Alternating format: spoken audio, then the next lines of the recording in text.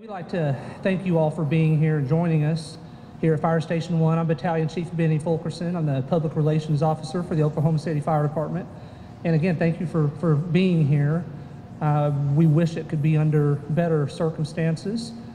We take very, very seriously our obligation to keep our citizens and our residents of Oklahoma City informed about things that are happening in their city. If you're not aware, Sunday morning at approximately 3 a.m., a little before 3 in the morning, we had a significant fire incident in our city, far north Oklahoma City, up near Memorial and May, and it was an apartment fire that would eventually take the lives of 4 individuals. An adult and sadly 3 children were killed.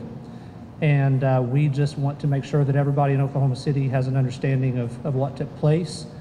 And so we're just going to lay out some of those events for you here today. Now we understand we're a large city, 621 square miles. We're pretty spread out. So you may be thinking, well, that wasn't in my neighborhood. Okay, well, we're here to tell you that it could be in your neighborhood. It could be in our neighborhood. Fire does not discriminate. It doesn't care which neighborhood you live in. It doesn't care what your name is, what you look like, or how much money you make.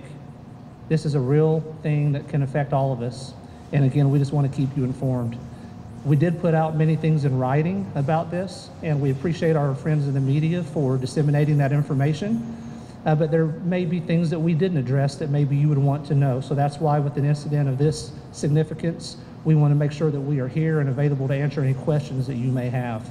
Now, I have many people up here with me today. I have Fire Chief of Oklahoma City Fire Department, Richard Kelly, and he'll address you momentarily. But we have other chief officers here as well. Any questions that you have, if we are not able to answer them, Chief Kelly or I, we will call on one of these other chiefs, and surely one of us here will be able to answer any questions that you may have. So with that said, again, thank you for being here, and I'd like to bring forward Fire Chief of Oklahoma City Fire Department, Chief Richard Kelly. Good afternoon. Again, it's with heavy hearts that we're here today. This is a very difficult situation for us as firefighters. I say first and foremost, our thoughts and prayers go out to the family. These are horrific events that we have to face, and we can't imagine how they're having to deal with that. But most importantly, our thoughts and prayers are with them. When we look at this, we want to prevent these type of acts from taking place. So that's what we're here today to identify and how we can work together in collaborative efforts to prevent these things from ever taking place. I want to say first and foremost, I'm very proud of our firefighters. I know they got there in an efficient manner and worked very hard. This is something that's very trying to them. I know that they have, a lot of them have young family members, have wives, significant others, spouses. So I know it's very difficult for them. I want to go over the timeline of what the events that took place and try to give you an update on where that is. And then at the end, I want to talk about how we work together as a community to prevent this and make sure this never happens again. This is something that you never want to wake up to, that you never want to respond to. And quite frankly, if we never had a fire fatality again in the city of Oklahoma City, we would be well served. And we want to make sure that we can do everything we can together to prevent that. Again, this was a 3rd alarm fire. I know you have some of these numbers. A 3rd alarm fire, which involved approximately 50 firefighters. So it was a pretty significant fire for us. It happened again at the 13300 block of Plaza Terrace. Our time came in at about 2:52 a.m. So that's pretty early in the morning. Our firefighters are quite aware when we're dispatched late in the morning like that, we have a high probability of someone being inside the structure, just because that's when people are sleeping. So when they arrived on scene, after nearly a dozen calls to 911, they could see fire, significant fire, from about May as they were responding in. So we knew we had a significant fire. When they arrived on scene, they went to work.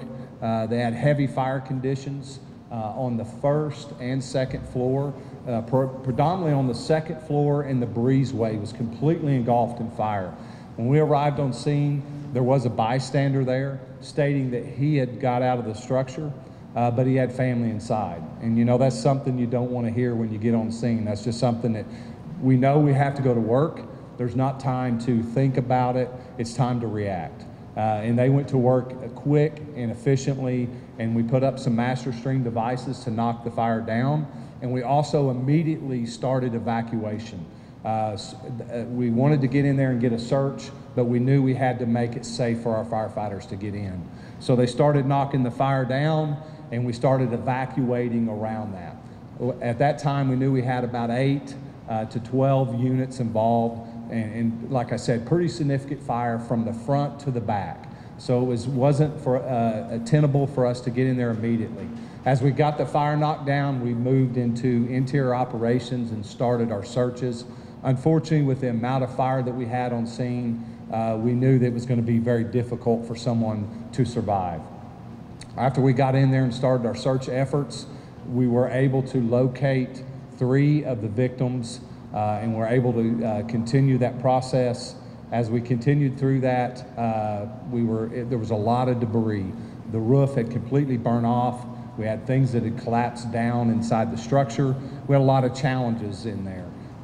So we had to make sure that we addressed in a safety measures for our personnel. And then we continued that process. And about 8 a.m. that morning, after we were able to continue our investigations, we were able to find the 4th victim.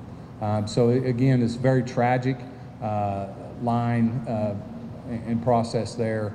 And we wanted to just make sure that we update everyone on what we have. And the reason we want to talk about it is there may be questions that are out there. Anytime we have a significant event like this, we want to be open and transparent what took place and try to tell you what we're doing as a fire department. First and foremost, though, we want to make sure that we say, how do we prevent this from happening again? And that's what we're looking at. I know you're probably asking what caused this fire. Currently, it's under investigation, so we don't have anything yet that says this is what caused the fire. There was a significant amount of damage to the structure, so we'll continue that process. At this time, it's undetermined. So we don't know what the fire cause is. We don't see anything that leads us to believe there's any criminal acts, but we want to make sure that we continue a thorough investigative process. And that involves asking people, talking to witnesses, so many things that involve what took place.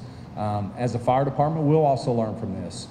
We realize that anytime we roll out the door on a significant fire like this, that there are things that we could have done better.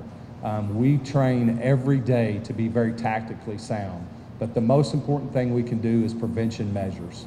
If we can prevent these fires from taking place, then we can save lives. If we have to roll out and do rescues and do things like that, there's always a potential for a horrific event to happen like this. So again, I want to end with saying, first and foremost, that our thoughts and prayers go out to the family, but how we work together. Chief Fulkerson is going to come back up here and talk about how we can work together collectively. And I ask each and every one of you, if you hear my voice today, of how you can help us is, make sure that you go over these things with your family. Make sure you don't go to bed tonight without addressing the things that we're going to talk about. It's one of those things we look at it, this won't happen to me.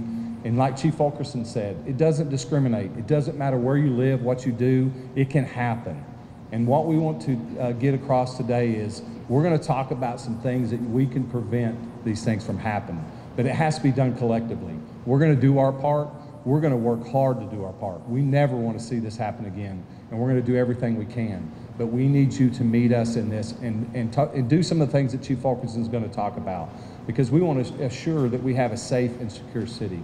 So thank you for coming today, and I'm going to turn it over to Chief Fulkerson so he can talk about how we can do this together.